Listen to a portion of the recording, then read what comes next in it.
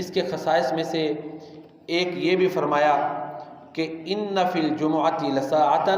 لا یوافقها عبد مسلم یسأل اللہ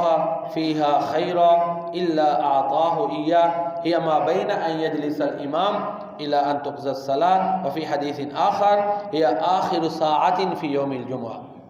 جمعہ کے دن ایک گھڑی ہوتی ہے قبولیت کی،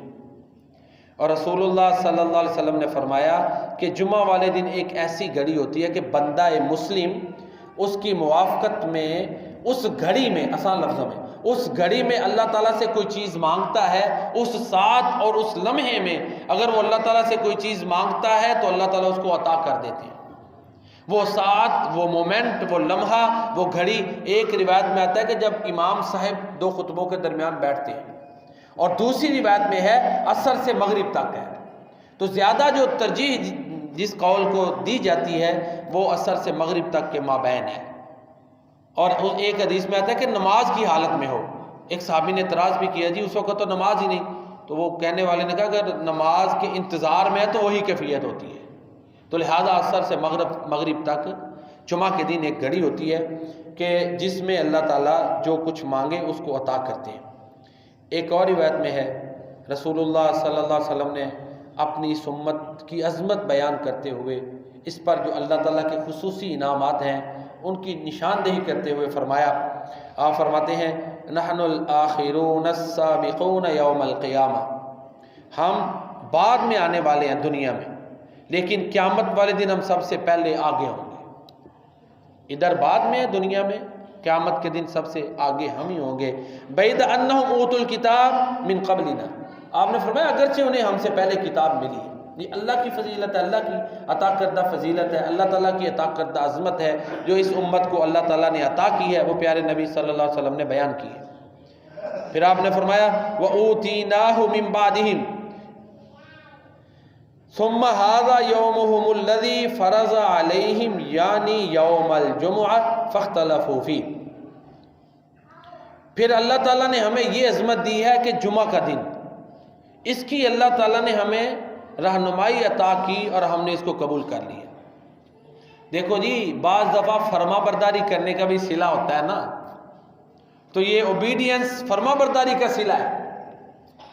کہ رسول کریم صلی اللہ علیہ وآلہ وسلم فرماتے ہیں جمعہ کا دن یہود پر بھی پیش کیا گیا، نصارہ پر بھی پیش کیا گیا، لیکن جو ہے وہ یہود نے ہفتے کے دن کو منتخب کیا، جمعہ نے لیا، نصارہ نے، عیسائیوں نے اتوار کا، اور ہم نے جمعے کو منتخب کر لیا۔ تو یہ عظمتیں ہیں جو اس امت کو ملی ہیں۔ تو رسول اللہ صلی اللہ علیہ وآلہ وسلم فرماتے ہیں قیامت والے دن ہم سب سے پہلے ہوں گے، سب سے آگے ہوں گے۔ اور دنیا میں بھی اس کے اشارے یہ ہوئے کہ جمعہ کے انتخاب کو یا جمعہ کی جو آفر ہے اس کو اس امت نے قبول کیا، تو یہ اس عظمت کی بنیاد بن گئی، اس کے پیش رو یہ مسلمان بن گئے۔ تو جمعہ کا دن جو ہے اس کے لیے اللہ تعالیٰ نے اس امت کو عظمت دی ہے، یہ خاص اللہ تعالیٰ کا فضل ہے اس امت پر۔ ایک اور روایت ہے جس میں جمعہ کے دن کی فضیلت ہے، رسول اللہ صلی اللہ علیہ وآلہ وسلم فرماتے ہیں عن ابی ہریرہ رضی اللہ عنہ قال قال رسول اللہ صلی اللہ علیہ وآلہ وسلم خیر یوم طلعت علیہ الشمس یوم الجمعہ فی خلق آدم وفی ادخل الجنہ وفی اخرج منہا۔ سب سے بہترین دن جس پر سورج طلوع ہوتا ہے وہ جمعہ کا دن ہے۔ آپ صلی اللہ علیہ وآلہ وسلم نے فرمایا اسی دن آدم علیہ السلام کو پیدا کیا گیا، اسی دن انہیں جنت میں ٹھہرایا گیا، جنت سے نکالا گیا۔ اور پھر ایک روایت میں ہے رسول اللہ صلی اللہ علیہ وآلہ وسلم فرماتے ہیں وَفِيهِ تَقُومُ السَّاعَةُ، اور اسی دن قیامت آئے گی۔ اور یہاں ایک قابل غور آگے ایک بات جو ہے سیدنا کعب الاحبار رضی اللہ تعالیٰ عنہ بیان کرتے ہیں، ظاہر ہے جب صحابی، یہ اصول ہے جی،